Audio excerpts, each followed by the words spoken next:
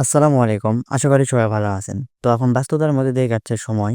আপাতত এখন কাজের সময় বেশি মানে কাজের চাপ বেশি, সময় অনেক কম। যেহেতু এখন দিন অনেক ছোট হয়ে গেছে, রাত অনেক বাড়ছে, শীতের সময় আপনারা সবাই বুঝতে পারছেন। তো সারাদিন কাটছে কাজের মধ্যে দিয়েই। এখন কাজের চাপ একটু বেশি যেহেতু একসাথে ধান কাটা লাগছে, আলু লাগানো লাগছে, একবারে আরো অনেক কাজ লাগছে। ধান শুকানো থেকে শুরু করে ধান মাড়াই এবং ধান বাড়িতে ওঠানো পর্যন্ত যা কাজ আছে সকল কাজ আমাদের করতে হয়। তো এর মধ্যে দিয়ে এখন কাজের চাপ একটু বেশি যেহেতু বলতেছি, তার কারণ হচ্ছে আমাদের এখন আলু লাগানোর সিজন এবং ধান কাটার সিজন ২ টা একসাথে চলে এসেছে। আলু লাগানোর সিজন যেগুলো জমি মানে আ উঁচু জমি যেগুলোতে আমরা ধান লাগাই না যেমন নদীর চর বা উঁচু জমি যেগুলো আছে ওগুলাতে আমরা ধান লাগাই না। ওই জমিগুলাতে আমাদেরকে ওই জমিগুলাতে আমাদের ১ম এ আলু লাগাতে হয় এবং একসাথে ধানও কাটতে হয়। তো সকাল বাসা থেকে বের হয়ে আমরা আলুর জমিতে চলে এসেছি। সার, ফসফেট এবং প্রয়োজনীয় যা দ্রব্যাদি লাগে আলু লাগানোর জন্য তো আমরা সকল কিছু নিয়ে আলুর জমিতে চলে এসেছি। শুরুতে আমরা আলুর জমিতে আসার পর আলু যারা উঁচু-নিচু আছে তো ওগুলো আমরা কোদাল দিয়ে কেটে সমান করে দিলাম। সমান করে দেওয়ার পর দেখলাম যে কোনো জায়গায় উঁচু বা নিচু আছে নাকি। এরপর আমরা যা জমির যে খাবার দিব মানে আলু লাগানোর জন্য যা খাবার দেওয়া হয় ১ম এ সার, তারপর জিপ সার বা ডিএপি বলা হয় এটাকে, এটা ঢালাই দিলাম। তারপর একে যে আমরা পটাশ বা আরো সার নিয়ে এসেছি আলু খাবারের জন্য, তা সব একবারে দিয়ে নিতেছি এখানে। দিয়ে নেওয়ার পর এইগুলো আমরা সবগুলো একসাথে মিশ্রণ করব। একসাথে মিশ্রণ করার পর আমরা এগুলো জমিতে ছিটিয়ে দেব। তো এখানে যেহেতু জমির পরিমাণ ছোট আমাদের ২.৫ কাঠা জমি এখানে। তো এটা আমরা কোনো লোক নেইনি। আমরা নিজেরা লাগানোর চেষ্টা করব। আমরা যেহেতু আসছি, একাই আসছি, আমার আরো ভাইয়েরা আছে ওরা ভিডিও করতেছে। ওরা কাজ-কাম তো এরকম করে না, রোদে থাকতে পারে না। আমার যেহেতু ছোটবেলায় করে অভ্যাস আছে আমি কাজ-কাম করতে পারি। তো এখানে এই সার ফসফেটের মধ্যে সব যেটা দেওয়া হইতেছে এটা হচ্ছে পোকার ওষুধ। মানে এক ধরনের পোকা আছে যেটা আলু হওয়ার পর আলু খেয়ে ফেলে, ফোঁটা করে ফেলে দেয়। আমাদের এখানে যেটাকে বলা হয় ঘুঘরি পোঁটা, অনেকে উষ্টুঙ্গা বলে, আরো অনেক নাম আছে। এই পোকার জন্য এই লিকুইড ওষুধটা দেওয়া হলো। তো আমরা এখানে সব মিশ্রণ করে নেব। মিশ্রণ করে নেওয়ার পর এটা আমরা জমিতে ছিটিয়ে দেব। যার কারণে এই ফসফেটটা দেওয়ার একটা কারণ আছে। এটা দিলে হয় কি জমির উর্বরতা বজায় রাখে। তো আপাতত যেহেতু সব জায়গায় কীটনাশক ব্যবহার হয়, তো আমরা এখানে জৈব সারও দিয়েছি। যেমন গরুর পিষ্টা যেটাকে বলা হয় ওটা জৈব সার হিসাবে ধরা হয়। ওটা আমরা জমিতে দিয়েছি। দেওয়ার পর এখানে চাষ করে নিয়েছি। চাষ করে নেওয়ার পর এখানে আমরা রাসায়নিক সার যেটাকে বলে এটা এখন বর্তমানে দিতেছি। এটা আমরা জমিতে ছিটিয়ে নেব। তো আমাদের এখানে যেহেতু আলু লাগানোর সিজন চলতেছে, নদীর পাড়ে অন্য কোনো ফসল হয় না। এখানে আলু লাগানো হয়। আলুর পর কেউ এখানে পাট লাগায়। কেউ আবার কেউ বা পটল লাগানো হয় বা কাঁচামরিচ লাগায় অনেকে।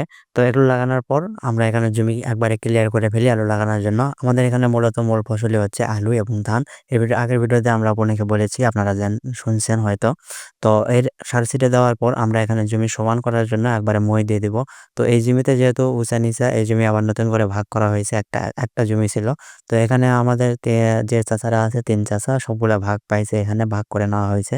তো এই জমিটা আগে ১ম এ মই দিয়ে আমরা যেই সাইডে পাইছি এই জমিটা অনেক নিচা ছিল। তো এখানে ৩-৪ বার মই দেওয়ার পরেও জায়গাটা সমান হইতেছে না। তো বারবার মই দেওয়ার পর জায়গাটা সমান করার পর আমরা এখানে বেশ কিছুক্ষণ মই দেওয়ার পর আমাদের জমিটা সমান হয়ে যায়। যেহেতু আমি বলছি আমাদের এখানে সিজন এখন আলু লাগানোর, তাই আশেপাশে অনেকে আছে আলু লাগাইতেছে ওরা। আমরাও সাথে আলু লাগাইতেছি। তো ১ম বার আমরা যখন মই দিয়েছি তখন জমিটা এরকম কিছুটা হয়েছে দেখতে। তো এইভাবে তো আমরা আর বুঝতে পারব না যেহেতু আলু লাগানোর অনেক প্রসেস রয়েছে। অনেক প্রসেসের মধ্যে দিয়ে একটা আলু লাগানো কমপ্লিট করতে হয়। ১ম এ মই দিয়ে জমি সমান করতে হয়। তারপরে দড়ি ধরে এই জায়গাটা চিহ্নিত করতে হয় মানে লাইন করতে হয়। যেখানে আলি আ আমরা বলা হয় শুলি, আমরা শুলি বলি। এই আলু লাগানোর জন্য একেকটা শুলিতে আমরা কিছু আলু দিয়ে আমরা ও জায়গাটা পূরণ করে দেই। তো আপনারা যারা লাগান অবশ্যই তারা বুঝবেন, যারা লাগান না তারা বুঝবেন না। ২ বার মই দেওয়ার পরেও জমিটা পুরাপুরি সমান হয়নি। তো আমার চাচাতো ভাই আসছে ও গল্প করতেছে, আমরা গল্পের মাঝে যে কাজ শেষ করতেছি। আসলে যারা কৃষি কাজ করে তারা বুঝতে পারে যে এই কাজে অনেক প্যারা। বলছিলাম যে এই জমিটা অনেক ভাগ হয়েছে, আমরা ৪ চাচার মধ্যে ভাগ হয়েছে। তো তারাও আলু লাগানোর জন্য আসছে। তারা জমির মধ্যে আল দিতেছে। তো আমাদের এদিকে সব প্রসেস কমপ্লিট। আমরা লাইন-টাইন সোজা করে নিছি। এরপর আমরা আলু ফেলাই দিয়েছি এখানে। আলু এভাবে ফেলানো লাগে একটু দূরত্ব মানে ৪ আঙ্গুল ৫ আঙ্গুল যে আলু হয় ভুটান আলু বা উম যারা ভুটান আলু বলা হয় বা ফাটা কপি বলা হয়, ওগুলো একটু ঘন করে লাগাতে হয়। আর দেশি আলু যারা আবার সাথে আলু বলা হয় ওগুলা একটু ফাঁকা করে লাগাতে হয়। তো আমরা এই জমিতে দেশি আলু লাগাইতেছি, ছোট জমি যেহেতু। তো এখানে আমরা লাঙ্গল দিয়ে ১ম এ লাইনটা করছি। লাইন করার ভিডিওটা করা হয়নি, ওখানে বাদ পড়ে গেছে। তো আমরা লাইন করার পর ওই লাইন অনুযায়ী লাঙ্গল দিয়ে এভাবে টান দিতেছি। টান দেওয়ার পর ওখানে আমরা আলু দিয়ে আলু দিয়ে ওটা পূরণ করে দিব। দেওয়ার পর ওখানে মাটি দিয়ে আমাদের আলু লাগানোর কাজ কমপ্লিট হয়ে যাবে। যেহেতু আমরা অনেক চাপের মধ্যে আছি, ধান লাগানো প্লাস আলু এইজন্য একটু ব্যস্ততার মধ্যে দিয়ে সময় যাইতেছে। অনেক ভিডিও করা হইতেছে না, অনেক সময় করা হইতেছে। আমরা যেহেতু একাকী লাগাইতেছি ওইজন্য অনেক সময় হয়ে গেছে। আমরা আসছি সেই সকালবেলা। আমাদের অনেক সময় কাজ করতেছি, আবার কাজ পর্যন্ত ধরে বসে থাকতেছি, আরাম করতেছি, রোদ লাগতেছে। যেহেতু এখনো শীত পুরোপুরি প্রভাব পড়েনি, আমাদের এখানে রাতে প্রচণ্ড শীত পড়ে এবং সকালে হয়ে গেলে প্রচণ্ড রোদ পড়ে এবং গরমও পড়ে তীব্রতা। রাতে যেরকম শীত পড়ে ওইরকম শীত যদি দিনে একটু থাকতো, কিন্তু সেভাবে শীত থাকে না। এখানে প্রচুর রোদ ওঠে। রোদের কারণে মাথায় মানে পাথরে কাজ করা অনেক অসম্ভব হয়ে পড়েছে আমাদের জন্য। তো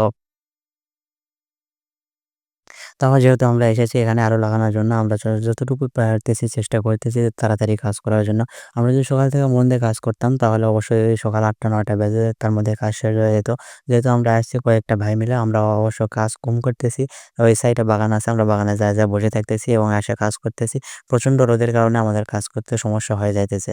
যেহেতু এখনো ঠান্ডা পুরোপুরি পড়েনি, ঠান্ডা মোটামুটি পড়ছে, না পড়া না। ঠান্ডা শুধু রাতে বোঝা যায়, দিনের বেলা সেভাবে ঠান্ডা বোঝা যায় না। তো আমরা এইভাবে আনন্দের মধ্যে দিয়ে আনন্দ করার মাধ্যমে আশেপাশের লোকজন যারা আলু লাগাইতেছে তাদের সাথে আলু টক্কর দিয়ে লাগাইতে অনেক মজা লাগে। আমরা এভাবে আলু লাগানোর পর আমাদের দিন শেষ হয়ে যায়। একজন কৃষকও বুঝতে পারে যে কিরকম কষ্ট লাগে এরকম কাজ করতে। তো সারাদিন এরকম কাজকর্ম করার পরে যখন কৃষক একটা জমিতে মনে করেন যে ফসলের সেরকম দাম পায় না, খুবই তারা হতাশ হয়ে থাকে। যত আমাদের এখানে আমরা আলু লাগানোর পাশাপাশি আমাদের আরও কাজ আছে, আমরা সেগুলো করে কভার করতে পারি।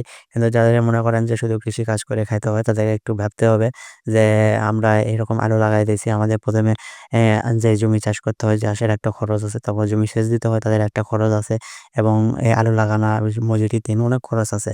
তো আজকের ভিডিও এই পর্যন্তই থাকবে। সবাই সুস্থ থাকবেন এবং আমাদের জন্য দোয়া করবেন। আল্লাহ তাআলা যেন আমাদের ব্যবসায় বরকত দান করে এবং সকলের ব্যবসায় বরকত দান করে। সবাই ভালো থাকবেন। আসসালামু আলাইকুম।